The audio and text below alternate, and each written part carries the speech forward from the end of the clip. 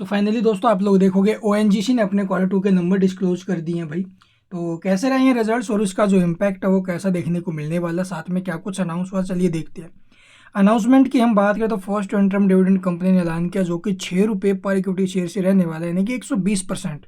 ठीक है, और इसकी जो डेट वगैरह वो कंपनी ने तय की है भाई।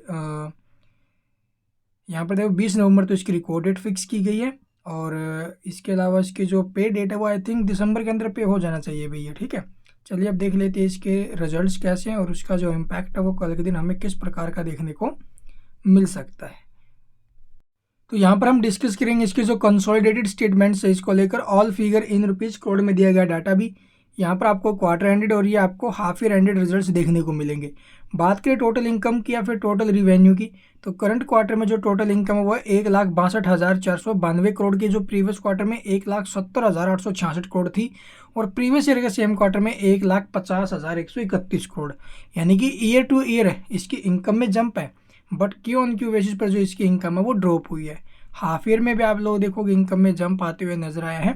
और इसके अलावा एक्सपेंस और देख लेते भी कंपनी ने जो खर्चे किए हैं, तो करंट क्वार्टर में जो इसके एक्सपेंसेस है वो यहाँ पर देखोगे भी 1,49,780 करोड़ के, प्रीवियस में 1,58,417 करोड़ के, और प्रीवियस ईयर के सेम क्वार्टर में 1,29,855 करोड़ के, यानी कि ईयर टू ईयर एक्सपेंस में जंप है, तो क्वार्टर टू क्वार्टर एक्सपेंस में गिरावट है।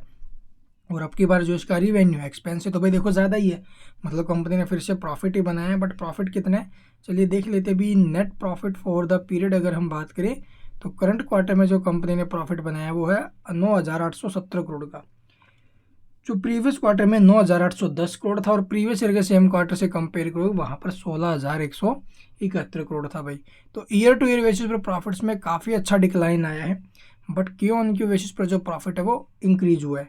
हालांकि हाफ को जो रिजल्ट्स है उसमें आप लोग देखोगे हाफ ईयर में वहाँ पर भी अच्छा खासा डिक्लाइन आया, भी 33,665 करोड़ से ड्रॉप हुआ है प्रॉफिट, 19,688 करोड़ पर आते हुए नजर आया है। अर्निंग पर शेयर की बात और कर लेते भी, यानी कि ईपीएस। तो ईपीएस जो हमें देखने को मिल रहा है करीब 8 रुपये 17 पैसे, प्रीवियस में 7 रुपये 96 था, और प्रीवियस ईयर के सेम क्वार्टर में 10 रुपये 89 पैसे। इसके अलावा इसका जो प्रॉफिट मार्जिन है, नेट प्रॉफिट मार्जिन और ऑपरेटिंग मार्जिन, वो यहाँ पर देखोगे भी net profit margin Q on Q basis पर इंक्रीज है, बट ईयर टू ईयर पर आप लोग देखोगे डिक्रीज हुआ है।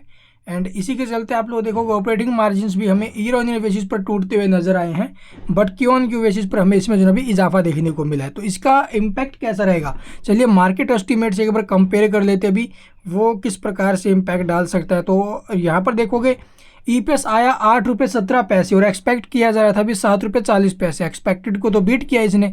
इसके अलावा रिवेन्यू और देख लेते भी, रिवेन्यू फ्रॉम ऑपरेशंस 1,58,329 करोड़ का है, एक्सपेक्ट किया जा रहा था भी 1,73,000 करोड़ का।